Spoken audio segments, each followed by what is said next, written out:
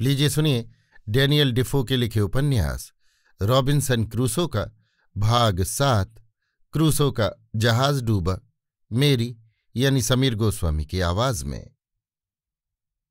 मैंने अपनी संपत्ति रक्षा के लिए जितनी सावधानी और भविष्य चिंता की थी, उसकी आधी भी यदि मेरे निज के लिए स्वार्थ बुद्धि होती तो मैं उत्तरोत्तर बढ़ती हुई निरापद आर्थिक अवस्था को छोड़कर समुद्र यात्रा के प्रस्ताव पर कभी सम्मत न होता। एक तो समुद्र यात्रा स्वभावतः विघ्नों से युक्त होती है, उस पर मेरे ऐसे हतभाग्यों का तो कुछ कहना ही नहीं। विपत्ति पर विपत्ति की आशंका बनी ही रहती थी। बुद्धि की अवहेलना करके इच्छा के अधीन हो जाना मेरा स्वभाव था। इच्छा मुझे ज्ञानांध बनाकर बलात् खींच ले चली। जहाज जाने को प्रस्तुत हुआ। सीपों के हार, आईना, छुरी, कैंची, कुल्हाड़ी और खिलौना आदि कम कीमती चीजें जहाज पर लादी गईं। मैं 1659 ईस्वी की 1 सितंबर के अशुभ मुहूर्त में जहाज पर सवार हुआ। 8 वर्ष पूर्व इसी तारीख को मैंने मूर्ख की तरह माँ बाप के आदेश का तिरस्कार करके पहले पहल समुद्र यात्रा की थी। जहाज पर 6 तोपें, 14 नाविक, 1 कप्तान, उनका नौकर और मैं था। हम लोग जिस दिन जहाज पर चढ़े उसी दिन जहाज रवाना हुआ। समुद्र का जल स्थिर था और वायु भी अनुकूल थी। हम लोग अफ्रीका जाने के विचार से उत्तर ओर चल पड़े। 12 दिन बाद हम लोगों को ज्ञात होने के पहले ही एक भयंकर तूफान उठा। 12 दिन तक लगातार तूफान बना रहा। हम लोगों ने कुछ आगा पीछा न सोचकर भाग्य के भरोसे जहाज को तूफान के मुंह में छोड़ दिया। न छोड़ते तो करते ही क्या, सिवाय इसके दूसरा उपाय ही क्या था। इन 12 दिनों में मिनट मिनट पर यही जी में होता था कि इस बार समुद्र हम लोगों को सदा के लिए अपने पेट में रख लेगा। वास्तव में किसी नाविक को जीवन की आशा न थी। विपत्ति के ऊपर एक दुर्घटना और हुई। लू लग जाने से हमारा एक नाविक मर गया और एक दूसरे नाविक तथा कप्तान के नौकर को जहाज के ऊपर से समुद्र की तीक्ष्ण तरंग बहा ले गई। 12 दिन के अनंतर तूफान कुछ कम हुआ। कप्तान ने और मैंने देखा कि हम लोग ब्राजील के उत्तरी भाग अमेज़न नदी को छोड़कर एक बड़ी नदी के पास गयाना उपकूल में आ गए हैं। कप्तान ने मुझसे पूछा कि इस रास्ते से जाना अच्छा होगा। उस समय जहाज के भीतर कुछ पानी आ रहा था। जहाज पूरे तौर से ढीला पड़ चुका था। कप्तान की इच्छा ब्राजील लौट जाने की थी। मैंने उसमें बाधा डाली। अमेरिका के उपकूल का नक्शा देखकर तय किया कि कैरिबी द्वीप के सिवा समीप में कोई ऐसा स्थान नहीं था जहां आश्रय लिया जाए। तब मैंने बारबोडस द्वीप की ओर जाने का निश्चय किया और अटकल लड़ाई की 15 दिन और चलने से हम लोग किसी न किसी ब्रिटिश द्वीप में जाकर अफ्रीका जा सकने योग्य सहाय पा सकेंगे। चाहे जो हो, यात्रा करके अब लौट जाना ठीक नहीं। मेरी बुद्धि क्यों मुझे आपत्ति विहीन स्थान में ले जाने को सम्मत होती। मेरे भाग्य में तो अनेक दुखों का भोग न लिखा था। फिर तूफान उठा और हम लोगों के जहाज को पश्चिम की ओर उड़ा ले चला। इस समय समुद्र से बच जाने पर भी हम लोगों को किनारे उतरकर निशंस लोगों के हाथ से छुटकारा पाने की आशा न थी। हम लोगों की अक्ल कुछ काम न देती थी। स्थल भाग में उतरे तो राक्षस हम लोगों को खा ही डालेंगे। अब अपने देश की ओर भी लौट न सकेंगे। ऐसी विपन्न अवस्था में एक दिन सवेरे एक नाविक चिल्लाकर बोला, ठहरो, जमीन है, ठहरो, जमीन है। हम लोग पृथ्वी के किस अंश में आ गए हैं ये देखने के लिए कमरे से बाहर आते न आते हम लोगों का जहाज बालू के टीले से रगड़ खाकर बैठ गया। जहाज की गति एकाएक रुक जाने से कुछ ही देर में समुद्र की लहर ऐसे प्रखर वेग से जहाज के ऊपर आ पड़ी कि हम लोगों ने समझा कि इसी दफे सब समाप्त हुआ। हम लोग पानी के छींटों और फैन से बचने के लिए झटपट कमरे के भीतर चले गए। जिन लोगों के ऊपर कभी ऐसा संकट नहीं पड़ा है वे हमारी इस अवस्था या भय का कुछ भी अनुभव न कर सकेंगे। हम लोग कहाँ किस देश में जा पहुंचे हैं ये मालूम न हुआ।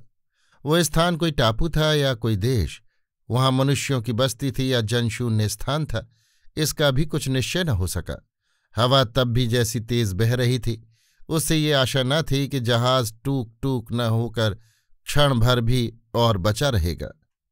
हम लोग एक दूसरे का मुंह देखते हुए निरुपाय होकर बैठ रहे और मृत्यु की प्रतीक्षा करने लगे। सभी लोग परलोक यात्रा के लिए कटिबद्ध होकर ईश्वर का स्मरण करने लगे। इसके अतिरिक्त हम लोग और करते ही क्या। वैसी दशा में हम लोगों को यही एक सांत्वना मिली कि जितने शीघ्र जहाज के टूटने की संभावना थी उतने शीघ्र वो टूटा नहीं और वायु का वेग भी कुछ कम हो गया। किंतु जहाज के टुकड़े टुकड़े न होने और हवा का वेग घट जाने पर भी हम लोगों की विपत्ति कम न हुई। जहाज इतने जोर से बालू में धंस गया था कि उसका उद्धार होना कठिन था। हम लोग ज्यों त्यों कर अपने अपने प्राण बचाने का उपाय सोचने लगे। जहाज के पीछे एक छोटी नाव बंधी थी, किंतु वो पहली ही झपेट में जहाज का धक्का लगने से टूट गई थी। फिर रस्सी से खुलकर वो समुद्र में बह चली। कौन जाने वो डूबी या बची, इसलिए उससे तो हम लोग संतोष ही कर बैठे थे। हमारे जहाज के ऊपर एक और नाव थी, परंतु उसको रक्षापूर्वक पानी में उतार लाना विषम समस्या थी। किंतु वो समय सोच विचार करने या तर्क वितर्क करने का न था, क्योंकि जहाज क्रमशः टूट फूट कर इधर उधर गिर रहा था। इस मुसीबत में जहाज का मेट अन्य मल्लाहों की सहायता से नाव को जहाज के ऊपर से धीरे धीरे पानी में उतार लाया। हम 11 आदमी राम राम कर उस नाव पर चढ़े। उस उन्मत्त उतुंग तरंग वाले समुद्र के हाथ में आत्मसमर्पण कर भगवान के भरोसे नाव को बहा दिया। हवा कम पड़ जाने पर भी समुद्र की लहरें तट पर दूर तक उछल पड़ती थीं। इस समय हम लोगों की अवस्था अत्यंत शोचनीय हो उठी। समुद्र का जल बढ़कर जिस प्रकार ऊपर की ओर बढ़ता जा रहा था, उससे हम लोगों ने स्पष्ट ही समझ लिया कि नाव अब देर तक ठहरने की नहीं, अवश्य ही हम लोग डूब मरेंगे। हमारी नाव पर पाल न था, जो होता भी तो क्या कर सकते। हम लोग मृत्यु को सामने रख किनारे की ओर नाव ले जाने का प्रयत्न करने लगे। बद्ध भूमि में जाते समय मारे जाने वाले लोगों की तरह हम लोगों का जीवन भाराक्रांत हो रहा था। हम लोगों ने इस बात को अच्छी तरह समझ लिया था कि तट के समीप पहुंचते ही एक ही हिलकोरे में हमारी नाव चूर चूर हो जाएगी। तो भी हम लोगों को अन्य गति न थी। हवा हम लोगों को किनारे की ओर ठेलती थी और हम लोग स्वयं भी अपने को मृत्यु मुख में डालने के लिए किनारे ही की तरफ नाव को लिए जा रहे थे। वहां का तट कैसा था, वहां पहाड़ था या बालू का ढेर, ये हम लोग न जानते थे। तथापि कुछ आशा थी तो यही कि यदि किसी खाड़ी या नदी के मुहाने में पहुंच सकें तो शायद स्थिर जल मिल भी जाए, किंतु वैसा कोई लक्षण देखना पड़ता था। हम लोग जितना ही तट के समीप जाने लगे उतना ही समुद्र की अपेक्षा तटस्थ भूमि भयंकर प्रतीत होने लगी। करीब 1.5 मील मार्ग तय करने के बाद एक पहाड़ के बराबर ऊंची समुद्र की लहर हम लोगों को पीछे आती दिखाई दी, मानो उसने खुलासा तौर से हम लोगों को मरने की सूचना दे दी। वो तरंग इस प्रखर वेग से हम लोगों के ऊपर आ पड़ी कि नाव उसी घड़ी उलट गई। हम लोग भी परस्पर एक दूसरे से बिछुड़ गए। ईश्वर का नाम लेने के पहले ही हम लोग समुद्र में डूब गए। जब मैं पानी के नीचे दूर तक चला गया तब मेरे मन की जो अवस्था थी वो वाणी द्वारा नहीं समझाई जा सकती। यद्यपि मैं तैरना अच्छा जानता था, तथापि तरंगों की भरमार से मुझे एक बार भी दम लेने की फुर्सत न मिलती थी। आखिर समुद्र का हिलकोरा मुझे लिए दिए किनारे की जमीन पर पटक कर लौट चला। मेरी आंखें, नाक, कान सब में पानी भर गया। पानी पीते पीते मैं बेदम हो गया था, पर तब भी मुझे इतना होश हवास और बल था कि मैं झट खड़ा हो गया और साहस करके स्थल भाग की ओर इस भय से दौड़ चला कि दूसरी बार का हिलकोरा फिर कहीं मुझे लौटाकर बीच समुद्र में न ले जाए। किंतु मैंने देखा उस तीव्रगामिनी तरंग से बचना कठिन है। समुद्र की लहर फिर पहाड़ के बराबर दीर्घ आकार धारण किए क्रुद्ध शत्रु की भांति गरजती हुई मेरे पीछे दौड़ी चली आ रही है। उसके आक्रमण से बचने की कोई शक्ति या सामग्री मेरे पास न थी।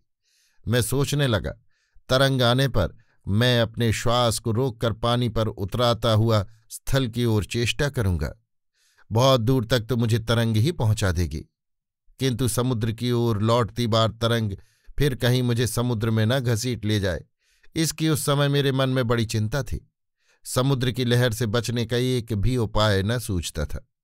देखते ही देखते समुद्र की उत्ताल तरंग मेरे ऊपर आ पड़ी और मैं 15-20 हाथ पानी के नीचे दब गया। मुझे कुछ कुछ मालूम हो रहा था कि मैं किसी बलिष्ठ शक्ति के द्वारा बड़े वेग से कछार के ऊपर हटाया जा रहा हूं। मैं भी सांस रोककर यथाशक्ति पानी के भीतर ही भीतर तैरता हुआ आगे की ओर बढ़ने लगा। देर तक सांस रोकने से मेरा कलेजा फटा ही चाहता था। ऐसे समय एकाएक मैं पानी के ऊपर उतरा उठा। मेरा सिर और हाथ पानी के बाहर निकल आए। इससे मुझे बहुत आराम मिला।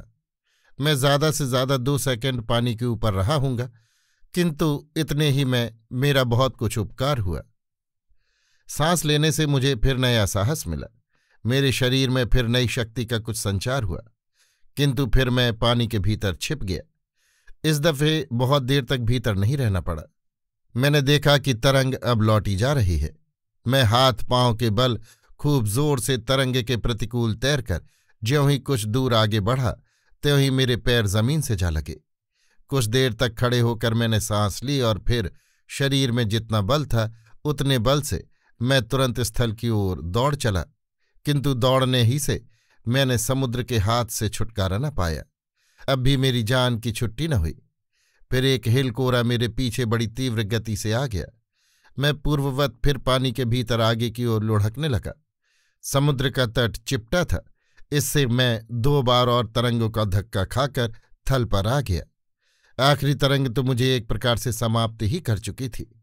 उसने मुझको लिए दिए ऐसे जोर से एक पत्थर के ऊपर उठाकर पटक दिया कि ऐसा जान पड़ा मानो दम निकल गया हो। छाती में सख्त चोट लगने से मैं मूर्छित हो गया। यदि उसी समय फिर दूसरी लहर आती तो दम घुटकर वहीं मेरा काम तमाम हो जाता। मैंने कुछ संभल कर देखा, तरंग फिर दौड़ी आ रही है और वो अभी मेरे ऊपर आ पड़ेगी। तब मैंने खूब जोर से अंकवार भरकर पत्थर को पकड़ा और सांस बंद करके लेट रहा। किनारे से वो जगह बहुत ऊंची थी, इसलिए तरंग हल्की सी होकर वहां आई। मैं तरंग के विरुद्ध पत्थर पकड़े पड़ा रहा। तरंग हटते ही फिर मैंने एक दौड़ लगाई। इसके बाद फिर एक तरंग यद्यपि मेरे ऊपर होकर गई, तथापि वो मुझे अपनी ओर खींच न सकी। उस तरंग के चले जाने पर मैं एक ही दौड़ में एकदम ऊपर चढ़ाया। इतनी देर में जाकर तरंग से मेरा पिंड छूटा। मैं किनारे के पास के पहाड़ से हटकर घास पर जा बैठा। तरंग की सीमा से बाहर रक्षित स्थान में पहुंचने पर मुझे अत्यंत आराम मिला। रॉबिन्सन क्रूसो का भाग 8 क्रूसो और समुद्र तट।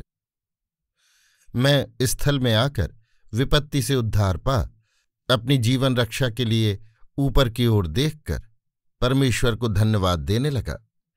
कुछ ही देर पहले जिस जीवन की कुछ भी आशा न थी, उसे मृत्यु के मुख से सुरक्षित देख मन में जो असीम आनंद और उल्लास हुआ उसका वर्णन नहीं हो सकता। उस समय इतना अधिक आनंद हुआ कि उस आवेग से ही मर जाने की आशंका हुई। कारण ये कि एकाएक अत्यंत हर्ष होने से भी अति विषाद की ही भांति चित्त अचेतन हो जाता है। मैं समुद्र तट पर मारे खुशी के अकड़ता हुआ हाथ उठाए अनेक प्रकार से अंगभंगी करता हुआ घूमने लगा। उस समय मेरे मन में सिर्फ यही चिंता थी कि मेरे सभी साथी डूब मरे, एक मैं ही समुद्र से जीता जागता बच निकला। ईश्वर ने मृत्यु के मुख से मुझे बचा लिया। मैंने अपने साथियों में किसी को नहीं देखा और न किसी का कुछ पता पाया। सिर्फ उन लोगों की 3 टोपियां और 2 जोड़े जूते समुद्र के किनारे इधर उधर पड़े दिखाई दिए। समुद्र के गर्भ में स्थित बालुकामय भूभाग में अटके हुए जहाज की ओर मैंने ध्यान से देखा, किंतु तब भी समुद्र में फैन से भरी हुई इतनी तरंगों पर तरंगें चल रही थीं कि मैं अच्छी तरह जहाज को न देख सका। तब मैंने मन में कहा, भगवान, इस दुस्तर समुद्र से मुझे किस तरह किनारे निकाल लाए। इस अवस्था में यथासंभव मन को सांत्वना देकर मैं इधर उधर देखने लगा कि कहाँ कैसे स्थान में आ गया हूं। मैं ये भी सोचने लगा कि अब क्या करना चाहिए। शीघ्र ही मेरे मन की सांत्वना जाती रही। मैं एकाएक अधीर हो उठा। मैंने देखा मैं बचकर भी भयंकर अवस्था में आ पड़ा हूं। मेरा तमाम बदन गीला था, पास में कोई दूसरा कपड़ा बदलने को न था, खाने पीने की कोई चीज भी न थी और न वहां कोई ऐसा आदमी था जो मुझे कुछ आश्वासन देता। भूख प्यास से या जंगली हिंस्र पशुओं के आक्रमण से सिवा मरने के जीने की आशा न थी। मेरे पास कोई हथियार भी न था। मेरे पास कुल पूंजी बच रही थी, एक छुरी तंबाकू पीने का एक नल और कुछ तंबाकू। इन बातों को सोचते सोचते मैं पागल की तरह उस निर्जन स्थान में इधर उधर दौड़ने लगा। क्रमशः रात हुई। मैं चिंता सागर में निमग्न होकर सोचने लगा, अब तमाम हिंस्र जंतु चरने के लिए निकलेंगे। संभव है वे मुझे देखते ही चबा डालें। इसके लिए क्या करूं? मेरी जितनी बुद्धि थी उससे यही निश्चय किया कि पेड़ पर चढ़कर मैं किसी तरह रात बिताऊंगा। आज किसी कटीले वृक्ष पर बैठकर ही सारी रात काटूंगा और सोचूंगा कि दूसरे दिन किस तरह मृत्यु होगी, क्योंकि प्राण रक्षा की कोई संभावना ही न देख पड़ती थी। जिधर देखता था उधर ही मृत्यु मुंह फैलाए खड़ी दिखाई देती थी। मैं प्यास से व्याकुल था। मारे प्यास के मेरा कंठ सूख रहा था। मीठा जल कहीं है या नहीं, ये देखने के लिए मैं समुद्र तट से स्थल भाग की ओर गया। एक आध मील जाने पर अच्छा पानी मिला। मैंने बड़े उल्लास से अंजलि भरकर पानी पिया। प्यास शांत होने पर कुछ भूख मालूम होने लगी, पर साथ में था क्या जो खाता? था सिर्फ तंबाकू का पत्ता। उसी को तोड़कर थोड़ा सा मुंह में रखा। नींद से आंखें घूमने लगीं। मैं झट एक पेड़ पर चढ़कर जा बैठा। रात में नींद आने पर कहीं गिर न पड़ूं, इसका प्रबंध पहले ही कर लिया। पेड़ की एक डाल काटकर उसी का सहारा बना लिया। दिन भर का थका मांदा था। बैठने के साथ ही गाढ़ी नींद ने आकर धर दबाया। खूब चैन से सोकर जब मैं जागा तब बदन में अच्छी फुर्ती मालूम होने लगी, मानो फिर नस नस में नया उत्साह भर गया। जब मैं सोकर उठा तब देखा कि सवेरा हो गया है। आकाश बिल्कुल साफ है, हवा रुक गई है।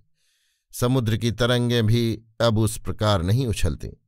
रात में ज्वार के समय हमारा बालू में फंसा हुआ जहाज बहकर किनारे की ओर, जहां मैंने पहले पत्थर से टकराकर चोट खाई थी, वहां तक चला आया है।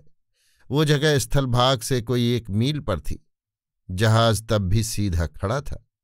ये देखकर मुझे बड़ा ही आश्चर्य हुआ। मैंने वहां तक जाने का इसलिए विचार किया कि यदि जहाज पर कोई आवश्यक वस्तु मिल जाएगी तो ले आऊंगा। मैंने पेड़ पर से उतरकर देखा कि मेरे दाहिनी ओर अंदाजन 2 मील पर सूखी जमीन पर हमारी नाव पड़ी है। मैं उसी ओर जाने लगा। समीप जाकर देखा मेरे और नाव के बीच में आध मील चौड़ी एक खाड़ी है जिसमें पानी भरा है।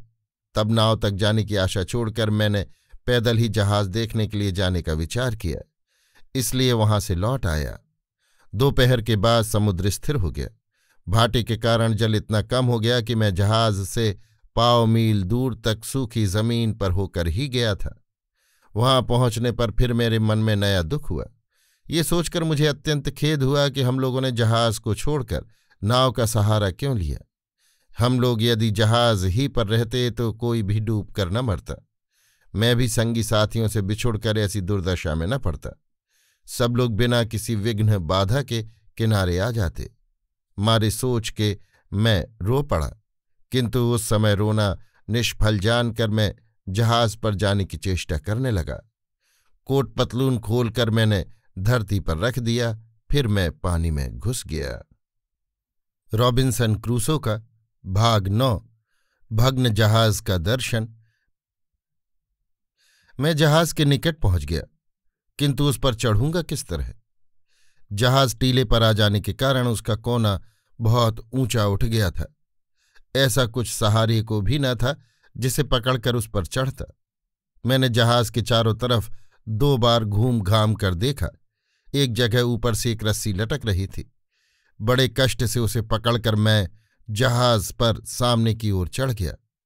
ऊपर जाकर देखा जहाज के भीतरी पैंदे में खूब पानी भर गया है। बालू के ढेर में अटके रहने के कारण उसका पिछला हिस्सा ऊपर की ओर उठ गया है और आगे का हिस्सा नीचे की ओर झुककर पानी में डूबने पर है। मैं जहाज पर चढ़कर खोजने लगा कि कौन कौन वस्तु सूखी है। सबसे प्रथम मेरी दृष्टि खाद्य सामग्री के भंडार की ओर गई।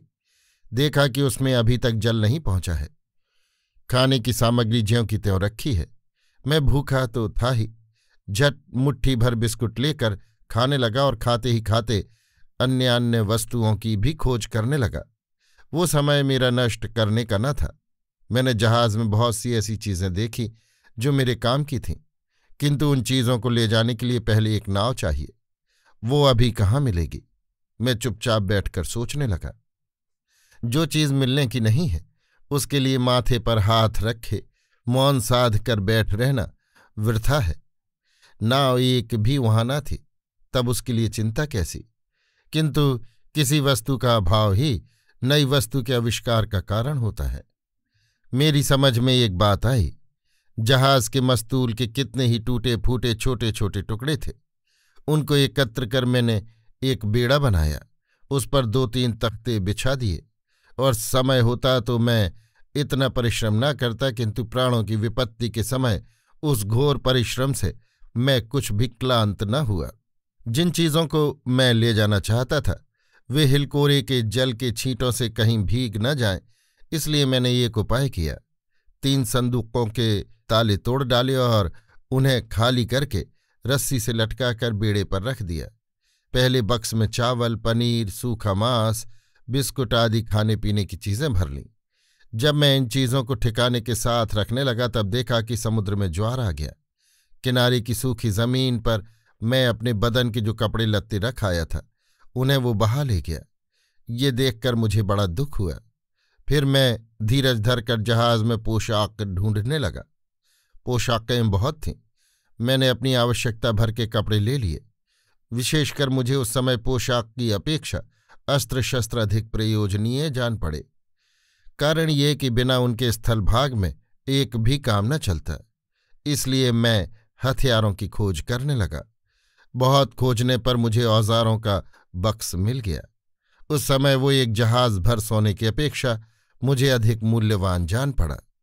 मैंने औजारों से भरा हुआ संदूक जहाज से उतारकर बेड़े पर रख दिया।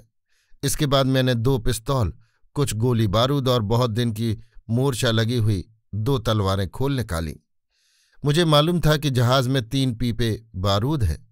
बहुत ढूंढने पर तीनों पीपे बारूद मिली। एक में पानी पैठ चुका था और 2 बच गए थे। उन दोनों पीपों और हथियारों को भी उतार कर बेड़े पर रखा।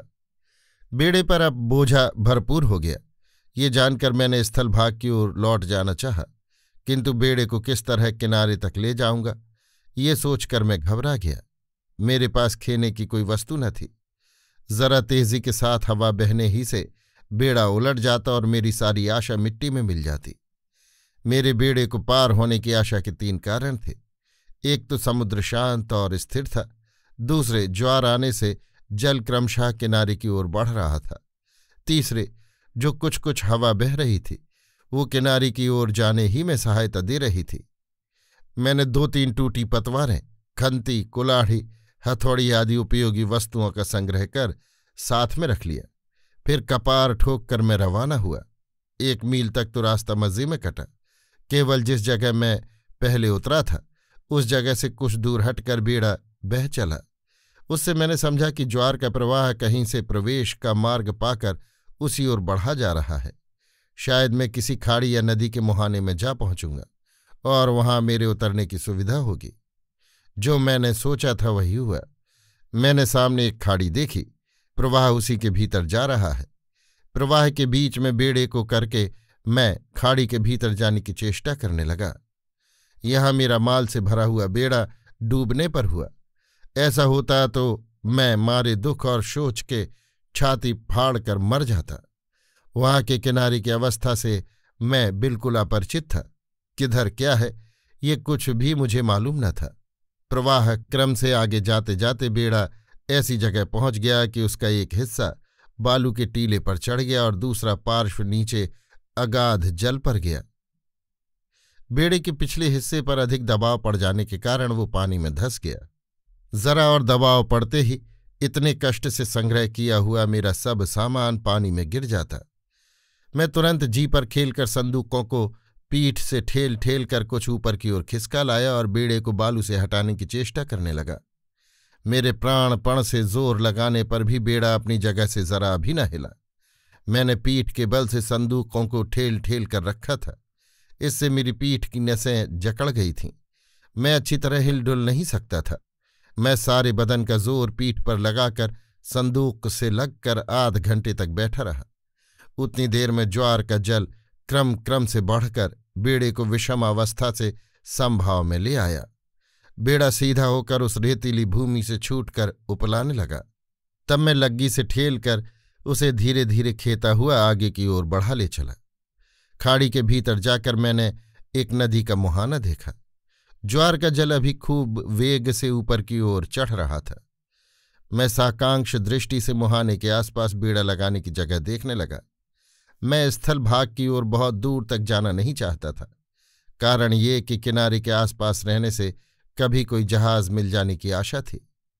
आखिर मुहाने के पास एक सुभीते की जगह देखकर मैंने बड़े बड़े कष्ट और परिश्रम से बेड़े को वहां ले जाकर तटस्थ भूमि में भिड़ाने की चेष्टा की, किंतु किनारे की भूमि इतनी ऊंची ढलवां थी कि फिर मेरा बेड़ा किनारे से लगकर उलटने पर हो गया। तब मैं कुछ देर तक ज्वार के और अधिक होने की प्रतीक्षा से ठहर गया।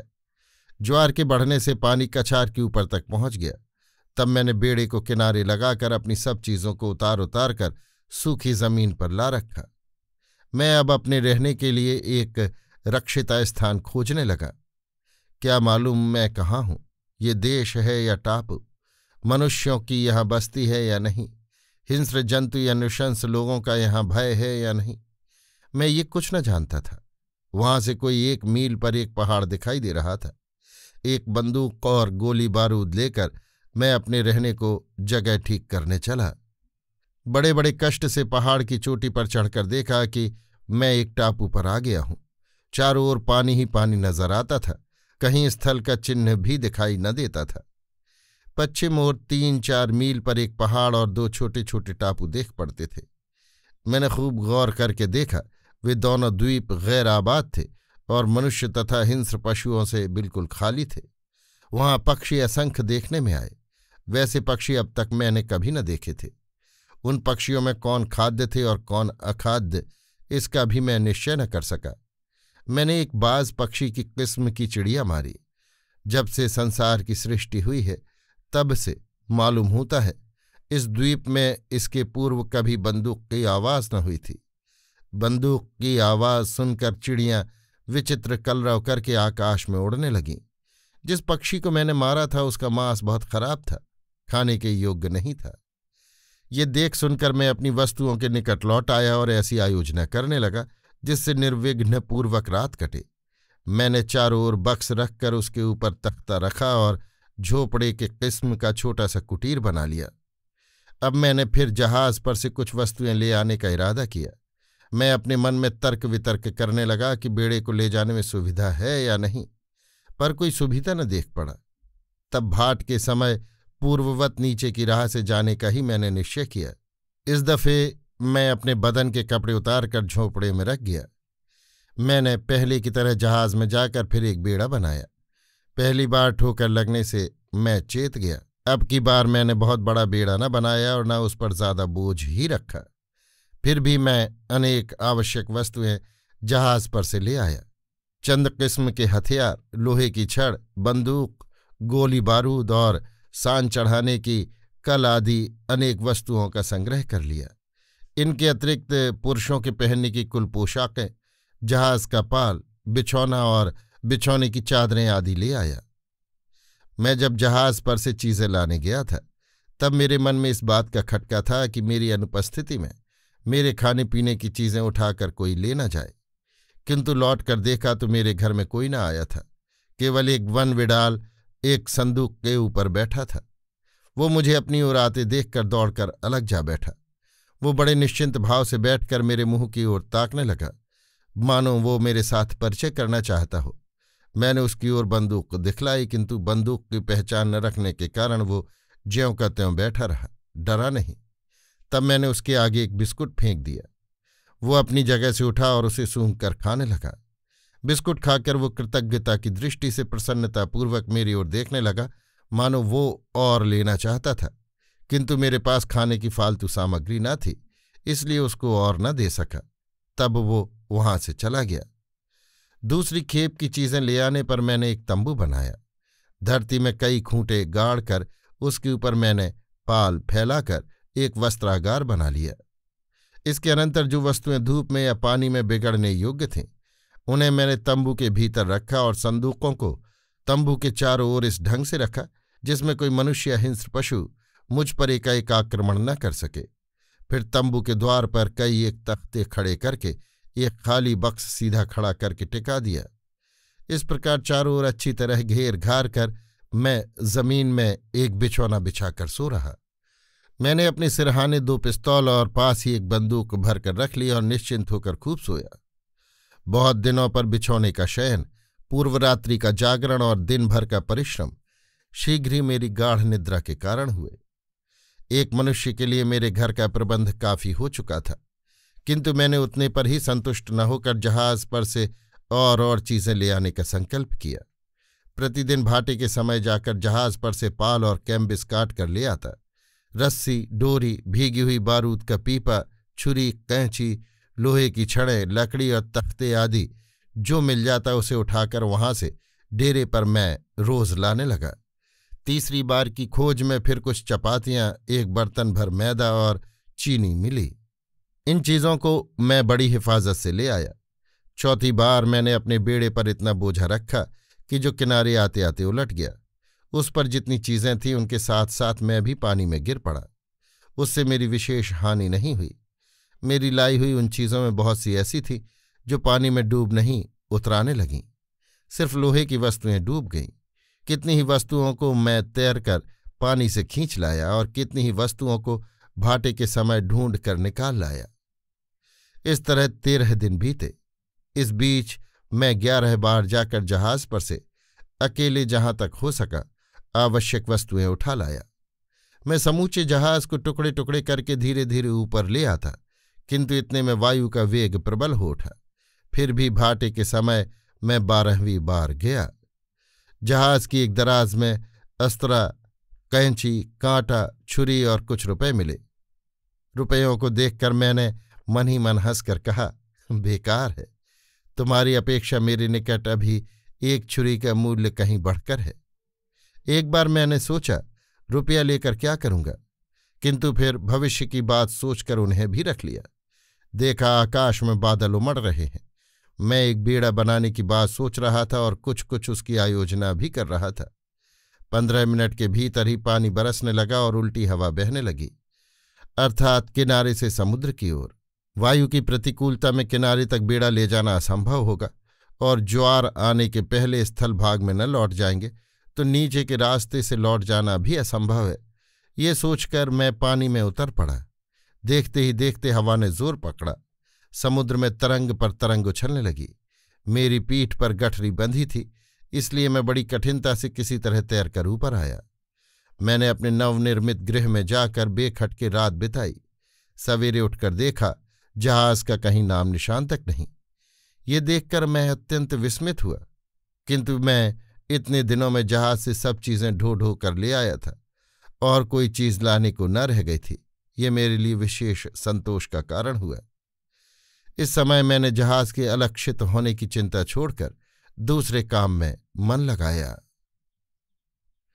अभी आप सुन रहे थे डैनियल डिफो के लिखे उपन्यास रॉबिन्सन क्रूसो का भाग 9 भग्न जहाज का दर्शन, मेरी यानी समीर गोस्वामी की आवाज में।